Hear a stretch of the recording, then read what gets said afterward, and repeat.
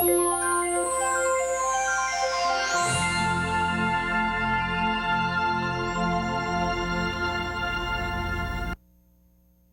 10th season of Consider This is brought to you in part by From the Top, a national program showcasing the musical talents of young people.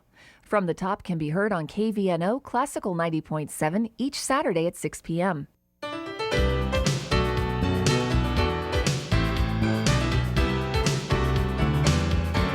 Consider This, a program of issues and information behind today's news.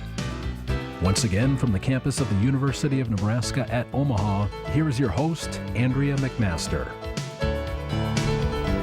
Hello, everyone, and thank you for joining us for this edition of Consider This. 50 years and more than 1 million phone calls. 2007 marks a half-century of service for the Nebraska Regional Poison Center.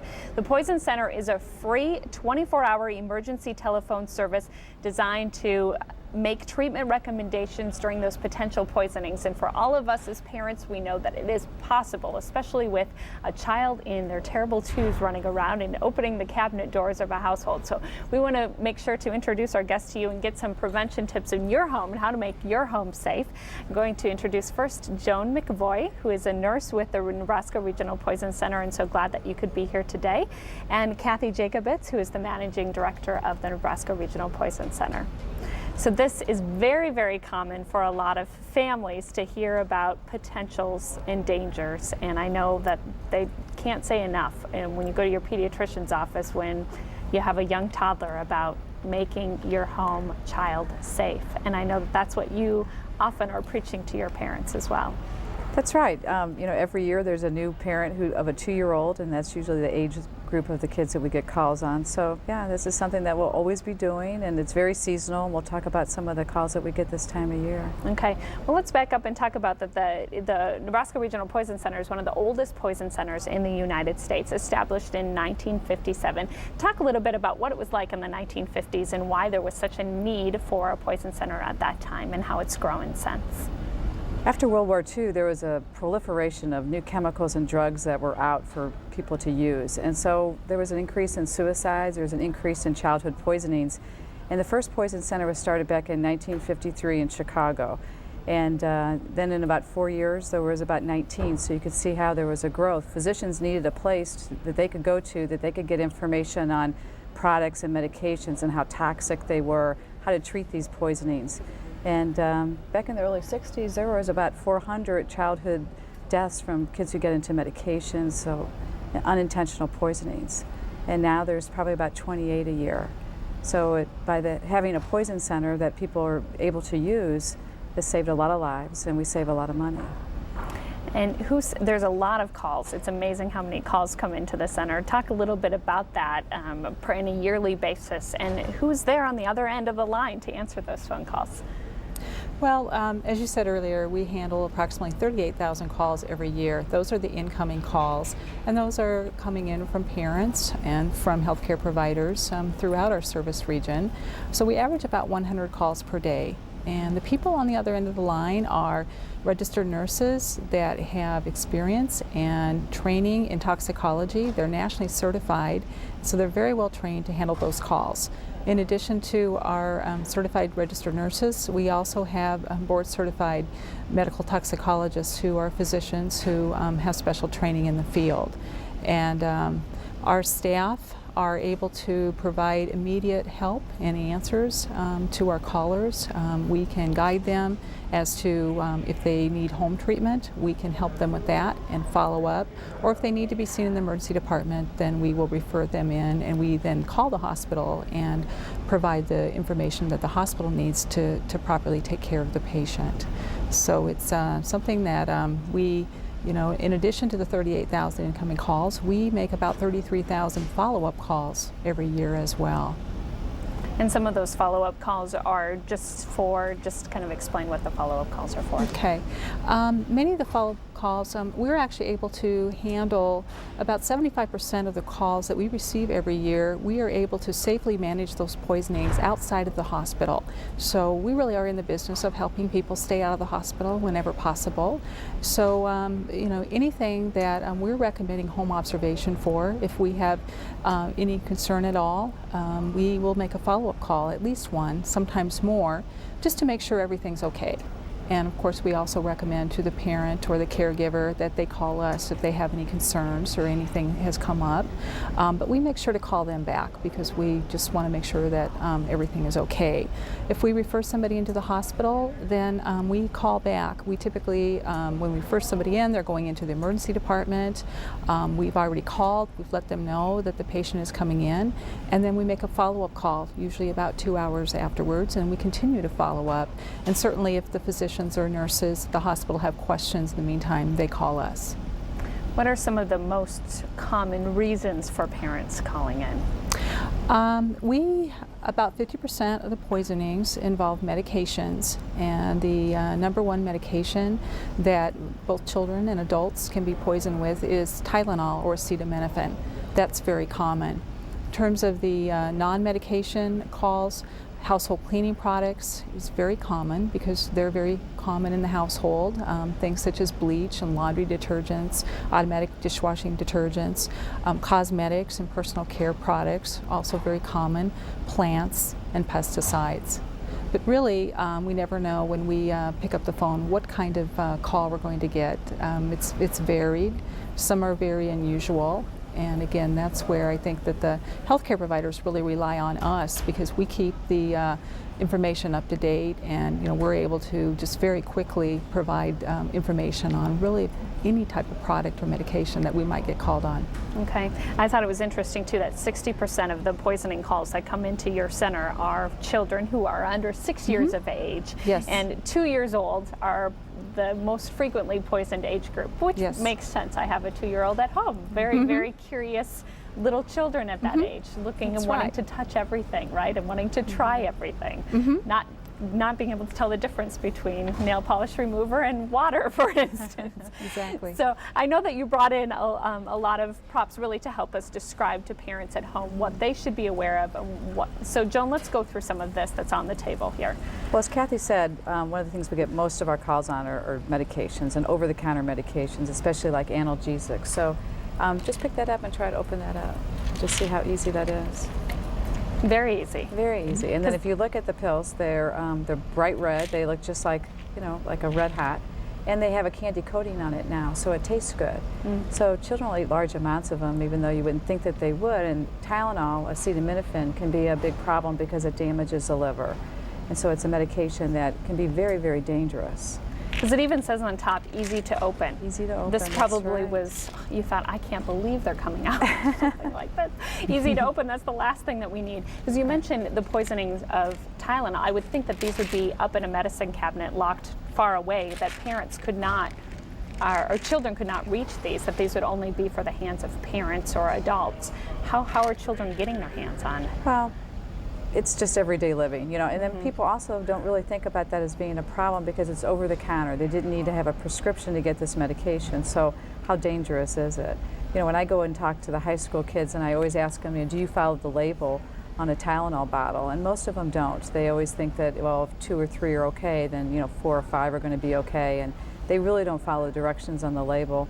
McNeil, who makes Tylenol, has come out and told people if you don't follow the directions, they don't want you taking their medication. So we try to educate people that even though it's an over-the-counter medication, it's still something they need to be very careful with. So, and I just brought some other ones. There's another Tylenol product that's got a hard cap to get open. A little bit harder, yeah, but still some kids will be able to get that open. And then it also has like a wintergreen coating on it. So when parents call us and they say, oh, I don't think they got very much of it because, boy, those medications taste terrible. Now we've made them, taste a lot better for adults, and so kids will go ahead and take them also. So, and then those look very much just like the Altoids there, whereas the Bayer aspirin looks just like Tic Tac. So we run into the problem where we've got medications that look just like candy. So it can be a real problem. So. Does it ever happen that in just giving a dose of Tylenol to your child that you get some of the calls that come in at that time too, that maybe I gave the wrong dose, or I gave the adult dose and I meant to give the children's Tylenol? I would think that that would be a concern that parents, some of the calls would come in for that reason. That's too. very, very common. One parent gives the bedtime dose and the other parent doesn't realize it and they accidentally give a double dose. Very common call. Again, the concern we have with acetaminophen is, and some of the calls are related to perhaps their child had a fever and a cold, and they gave the child an appropriate amount of acetaminophen or Tylenol, but then they also gave a cold preparation, which then they discovered also had acetaminophen in that. And that's very, very common, and that's something that we really want parents and people to think about and really read those labels to make sure that they're not mixing medications inappropriately or double dosing themselves by taking the same, the acetaminophen containing products that are found in more than one product. So it's very common. So what do you typically advise in a situation like this? Do you advise them to go to the ER at that point, or? Well, we've got protocols that we follow. So whenever a call comes in, we get a long history. People really kind of want answers right away, but we'll ask a lot of questions. So we'll get a good history. We'll make an assessment based on the child's weight, see how much we can leave down, and if it falls within our parameters, then we'll either leave them home or else we'll send them on into an emergency room. So every case is different. And that's why parents need to call the Poison Center to find out that answer. Okay. All right, well, it's summertime, so I know that we're seeing a lot of pesticides out and about and everything else. I worked this weekend and I had lots of ant calls, where either the dog was getting into the ant baits or the kids were getting into the ant products. So always important to make sure when you're using these products, because you're going to use it and you're going to lay it down on the ground or you're going to spray down on the ground, that you make sure that the kids can't get into whatever you've left down. So whether it's an ant product or if it's fertilizer, whatever that you're using, just use common sense. If you've got small children, make sure whatever you're using you keep up and out of reach. And always make sure you read the label carefully and follow directions on the can, because all of them are going to be a little bit different. And some of them are going to be, as far as what's toxic or what's more poisonous, it's going to make a difference too in the product that you use. Okay. You have Cutter here, which this is, well, yeah, go ahead. Well, Joe. with our wet weather that we've had, we're going to have a lot of mosquitoes this year, I think. And so we get a lot of calls with kids who get into DEET. There are new products that are on the market, like this one, Cutter Advanced. It's got a different ingredient in there that's not DEET. And children will run into some problems when they use DEET, especially if it's a high percentage. So you need to be very careful when you buy DEET products. Make sure it's got a low percentage and that you use it sparingly. But like Cutter and some of the other companies have come out with a new product that has an ingredient that's not as toxic as DEET. So probably if you're going to buy some in the next month or two, you want to make sure you read the labels. Okay. And I love how that you brought this in, because look at this. This is Comet and this is Parmesan cheese, and how similar that the two containers look to each other. So I think that that's why you brought it in. Children are used to putting this in their mouth, and you don't want them to put this in their mouth. That's right. It's just important not to store these chemicals next to food products. So, I mean, a parent could have a problem with that. A child certainly is going to have a problem with that. I brought in two others that we get a lot of calls with adults who get into these two products. One's just a simple sports drink, and the other one doesn't have a resistant cap at all, and it's a detergent. So we get a lot of people, adults think it's a soft drink, and they'll just start drinking it, and then they'll realize that it really is a detergent. So. Very quickly. Yeah. So packaging can be deceiving in a way, yeah. Very much. Okay. And then finally, our big gasoline container. I would hate to hear about these calls, but. Well, I brought gasoline because I worked this weekend and I had a lot of calls on gasoline and also like lighter fluid. They all belong in a class that we consider hydrocarbons. And they're a problem when you swallow it and it goes down the wrong way. You've probably done that with like a pop or a cup of coffee and you start coughing immediately right after you get into it. It's because you aspirated it, you got that in your lungs. With gasoline, it's going to be a problem if you do that because it'll coat the lung and you can't exchange oxygen very well. So this is a product that when people get into, we do make a lot of follow-ups, make sure they're all right. We'll call back in about an hour, make sure they haven't started having any coughing, no chest tightness, they're not running a fever, they're not drowsy. and we'll do another follow-up a couple hours after that. So, but we had a lot of calls on these kind of products this weekend. Okay. Well, I'm going to go through some tips and some prevention to keep really these out of the hands of children, and make sure that adults aren't poisoning themselves too with drinking the wrong thing for soft drinks. So here, let's begin here by reading the label on each household product or drug 3 times before you buy, so you will know what the dangers are, before you use it, so you will use it safely as directed, before you store it, so you can put it away out of sight and reach of children in locked cabinets or cabinets secured with safety devices. Also, keep all drugs, household products, and pesticides in their original containers. That's probably a huge key. Dispose of empty containers and unused portions. Buy only the amount needed. Why is that? Just having too much around? Yeah, it's just good practice. You know, Okay. if you have too much, then how you can dispose of it, and that can always be a problem too. So, Always leave the light on when giving or taking medicine. Refer to medicine as medicine and not candy. I bet that's big with children. And when products are in use, never let young children out of your sight, even if you must take them along when answering the door or phone. Keep the poison center number near your telephone, and if a poisoning does happen, remain calm and call the Nebraska Regional Poison Center. And in the Omaha area, that number is 955-5555 or toll free at 1-800-222-1222. And we'll say this number again at the end of the show, so if folks don't already have that on a magnet on the refrigerator, we can get out a pen and paper and jot that down at the end of the show as well. But your big thing for parents is it can happen so quickly. I'm sure you're hearing that. It happened so quickly. I just turned my head, and the next thing I knew, my child was drinking my nail polish remover. So I'm sure that you hear a lot of the calls that come in too, that they're just the parents are extremely panicked. So you have to be well versed on the other side of that phone to just really calm them down and give them the right information. So I want you to share just a little bit about what some of those calls are like when they do come into the Poison Center. well, just going through some of your tips that you were giving, a common call that we get in the middle of the night is, when you talked about leaving the light on in the bathroom, somebody walking into the bathroom and thinking they're brushing their teeth, but what they're really using is like a hemorrhoid cream or a cortisone cream, something like that. That happens a lot in the middle of the night. Always important, kids love to imitate adults, so if you're using a product and you put it down, kids want to come up and they want to imitate exactly what you're doing, whether it's the hairspray that you just used or the perfume that you just used. They want to do the same thing, and those are just some of the things that people should just be thinking about when they've got small kids at home. So. Are there certain products that you just advise parents not to even bring into their home when they have young children at home? Or there's certain products, like I'm thinking, if you have mice in your home or mice around your home and you're trying to get rid of them, there's so much out there. There's Mousetrap and peanut butter. Otherwise, there's the Dicon that you can use. And, I'm just wondering if there are certain things that you just advise parents, maybe if you have young children, maybe just even keep that out of your home and think about Probably one of the most dangerous things you can have home is like your windshield wiper fluid. It comes in a big jug. It looks like Kool-Aid.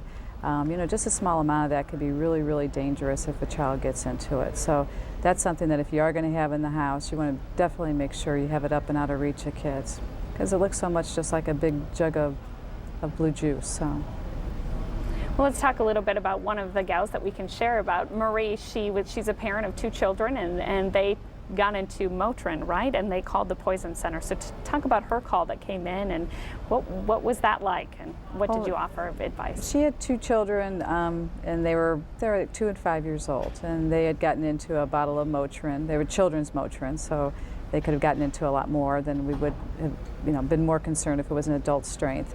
It was 2 kids, siblings. They were feeding them to each other. That's really common. One's getting into it and they want to share it with the other child. They both did fine. We managed both those kids at home. Taking the history, did a calculation on how many tablets that we could leave down with either child if they got into it. And both the kids did do fine. But we saved her a trip into an emergency room. If she didn't have a Poison Center to call, she would have had to taken both those children in. Mm-hmm. And the other, not necessarily that it's bad for a child to go, or a family to go to the emergency room. You're trying to save them a trip for maybe financial reasons, or just the fact that you can offer that care that much quicker on the other end of the phone? Is that the kind of the reasoning there to Yes. save that trip? Well, if they can make one call and can be where the telephone is immediately answered by an experienced, reassuring nurse who can immediately help them, reassure them in many situations that their child will be okay, that they don't have to rush to the emergency department, and that not only saves time, but it really saves stress. It saves money. It's like you pointed out earlier, a lot of the parents are very stressed, they're very concerned when they call, and we're able to many times relay their fears, reassure them, tell them what to watch for, give them home treatment guidelines, follow up, and it's very rewarding. The parents and the callers are very appreciative. They really see that it's a valuable service. It's something that they're very glad is there. So much more reassuring in many ways than having to load up in the vehicle and get to the emergency department and all the stress associated with the drive there and whatnot. Not to say that we won't refer them in when need be.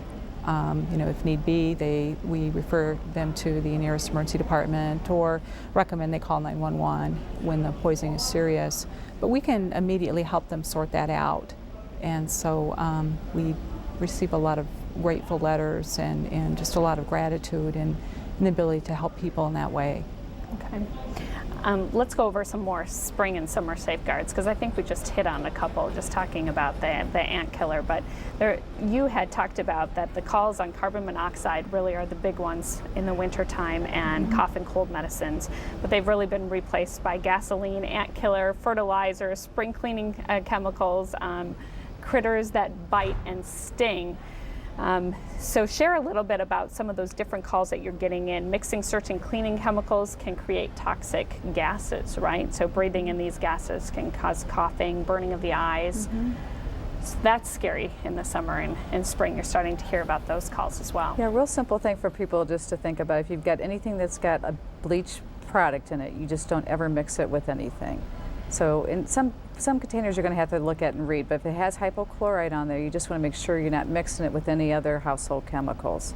So if you mix bleach with like an acid or an ammonia, you're going to form a chlorine or chloramine gas. And usually this is going to happen in a bathroom, which doesn't have a window, it's a small enclosed area, and the gas forms very quickly. And people start to have respiratory problems, and over a long period of time they can develop fluid in their lungs, and so that is another call that we do a follow-up a couple of days later and see how they're doing. But you want to get out to fresh air right away if that happens. Even cleaning pet stains, like urine stains on the carpet, you want to make sure you're not using anything with a bleach product. Some people have a habit of pouring bleach in the toilet, and then somebody else will come in and use the bathroom. Well, you've got a lot of ammonia in your urine, and just the two of those coming together can form a gas cloud quickly, and people can be overcome. So just don't mix bleach with anything. That's something that you don't just think a rule. about. Yeah. Yeah, and fertilizers, of course, during the summer we use those a lot, and they can irritate our skin. What do you tell folks about fertilizers? Well, follow the directions that are on the container. That's the most important thing that you can do. Some of them, when you're laying fertilizer or insecticides down the yard, just follow the instructions. And if you've got someone who's doing that for your yard, usually they want you to water the product in before you get on the yard. So just follow the instructions. Okay. And use caution when choosing plants during the spring and summer planting season. I know that's big too. If you have pets around who might be nibbling on your plants outdoors. We had a lot of calls on plants this weekend. Probably the best thing people can do is know what your plant is before you have to call the poison center, because when you call us and you say, well, it's green and it's leafy, we're just going to have a hard time identifying that over the phone. So it always helps if you know what kind of plants you've got in your house or around your house. And the Poison Center does provide a brochure. We've got a list of plants that are toxic and non-toxic, and we'd be glad to send that out to anybody who calls. Our materials are all free. We have a website that you can go onto, and there's some pictures on there, and you can look at them, and they also are listed as non-toxic or toxic too. So. That's a good point, because I really don't know if I know all the plants that are around my house. Well, it's always a holiday weekend or a Saturday, and we can't get them down to the nursery, to get it identified. So it just makes it a little more difficult. So. Right.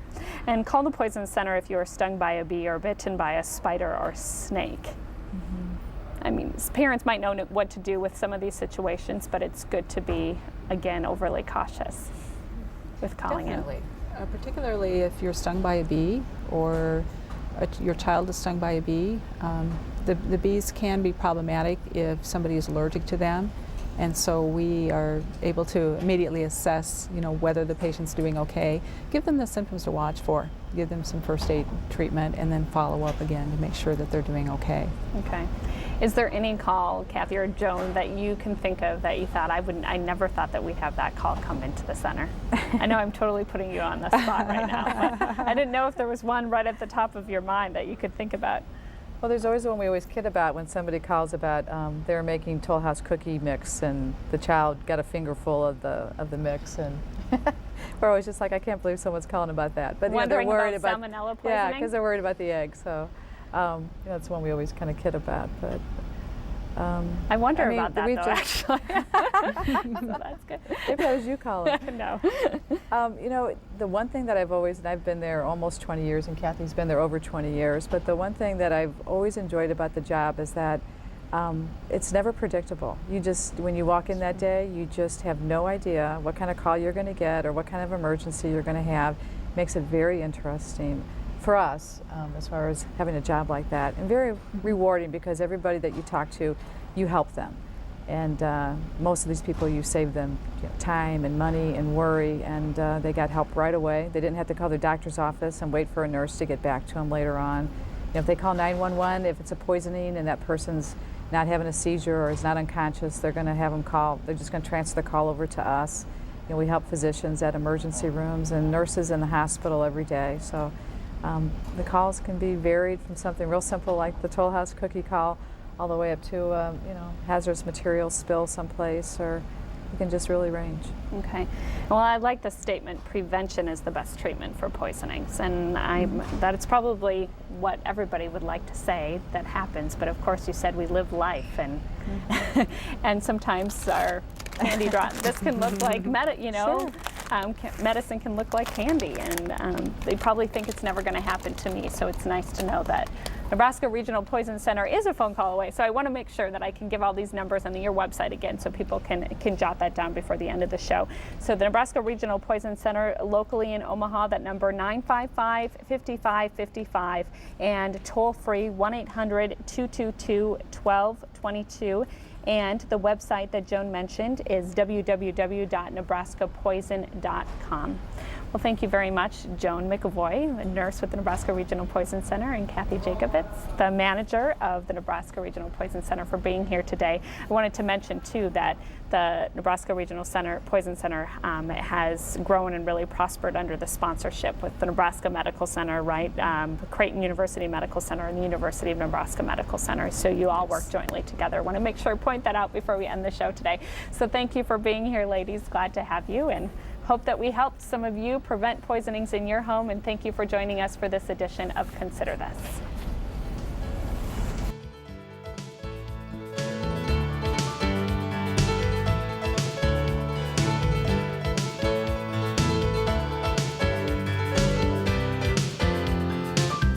Consider This is an issues and information program produced by UNO Television. More information and program archives can be found at unotv.unomaha.edu. If you'd like to share your comments about this show, call UNO TV at 402-554-2516 during regular business hours. The 10th season of Consider This is brought to you in part by From the Top, a national program showcasing the musical talents of young people. From the Top can be heard on KVNO Classical 90.7 each Saturday at 6 p.m.